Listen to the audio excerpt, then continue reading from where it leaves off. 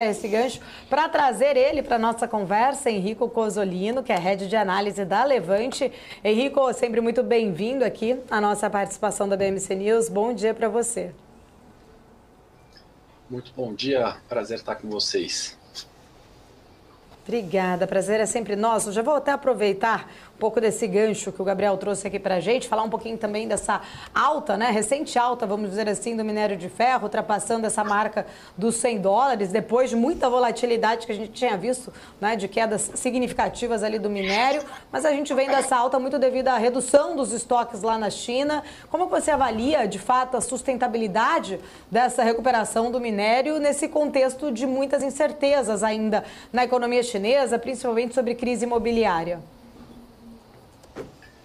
Perfeito, Paulo. Acho que vive aquele clichê de tempestade perfeita, né? A gente viu o minério realmente vindo aí de altas quedas, aço chinês também inundando o mercado em mínimas de preço. Tudo isso tem feito com que a incerteza, dos investidores no setor permaneça, né? Acho que o Bovespa hoje vive esse bom momento, especificamente de curto prazo, em virtude de petróleo, alta forte, como vocês bem comentavam antes, as tensões geopolíticas, minério também fechando em alta, Não vejo ali como o minério, dadas as condições atuais, dado o soft landing e tensões geopolíticas, a gente estimar, de fato, um preço de minério muito inferior do que a gente tem visto recentemente, Quando a gente olha também cotação da Vale especificamente bastante descontada no longo prazo, mas a gente sabe, no Ibovespa não basta só estar descontado, esse sentimento, que no caso de minério vem também do exterior, essa incerteza com o cenário local acaba trazendo mais descontos, inclusive para o papel, Contudo, acho que a relação de risco-retorno tem que ficar tem que ser bastante cautelosa, quando a gente fala de venda no setor. Eu acho que encontramos mínimas aí históricas e Bovespa ainda pouco sobe no ano, então acho que teria muita cautela com o pessoal que quer ficar de fora ou até mesmo shortear o setor. Não faria isso nesse momento. Perfeito, inclusive, Henrico, muito obrigado pela participação. Gabriel falando contigo. Eu trouxe há pouco um protagonista do segmento, que é justamente a Vale, desse setor de exploração de commodities metálicas, minério de ferro especificamente. Parece que saiu um pouco apagada dessa temporada de resultados, embora tenha apresentado até alguns recursos distribuídos aos seus investidores bastante atrativos.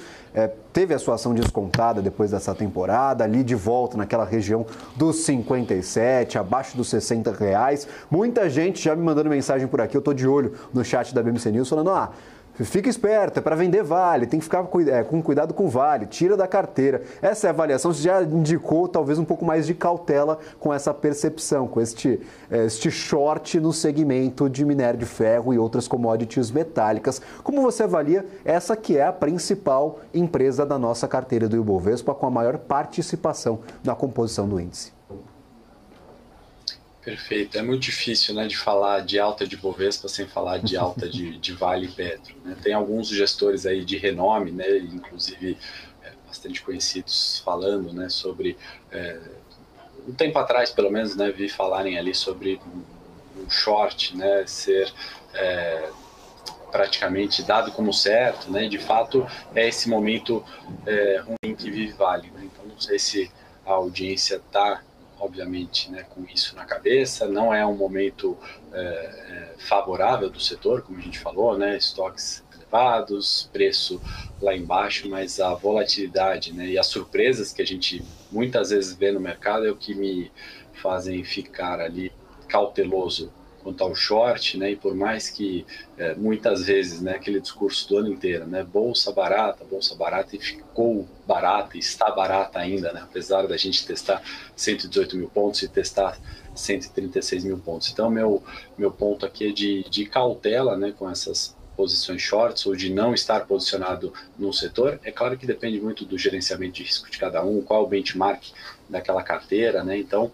falar um benchmark de Bovespa e não pensar em posição em Vale, nesses preços, até como você bem citou, uma temporada de resultado que não chegou a frustrar, a companhia mostra lucro, mas não teve nenhuma surpresa tão positiva. né? E quando a gente olha o dividendo também projetado de Vale, acho que é algo que tem que ser posto na conta, né? No último trimestre, 3% de yield, né? Não é para se jogar fora no trimestre, né? Então, depende muito, né, da posição e do objetivo daquela carteira, né? Mas eu acho que cautela aí com as vendas a descoberto, acho que é o mínimo que a gente deveria ter com Vale. Perfeito. Inclusive, é uma curiosidade que nós temos o Ibovespa próximo das máximas e a Vale é justamente o contrário, está próxima das mínimas. A mínima de Vale em R$ 55,48 alguns dias atrás. Agora temos a Vale em R$ 58,26. Você bem mencionava, parece que encontramos talvez a mínima aí, ou uma zona de fôlego para a Vale, mas desde o início de 2024, altos descontos, enquanto a Vale vai perdendo valor e o Ibovespa conseguiu se valorizar nestas últimas 3 semanas. Então, é uma situação curiosa em que a maior empresa da composição do índice está justamente na posição contrária a toda a carteira do Ibov. É realmente uma curiosidade que temos aqui no mercado e justamente este é o ponto de atenção, principalmente como uma das empresas mais monitoradas pelo mercado aqui no Brasil e também fora do Brasil, já que temos representativos de Vale também negociados no mercado estrangeiro. Maurílio. Maravilha. Gabriel, tem uma pergunta também para o Henrico. Agora eu queria trazer mais essa questão geopolítica do petróleo e também a questão do corte de produção lá na Líbia. Vamos deixar o Henrico. Henrico, bem-vindo mais uma vez, bom dia.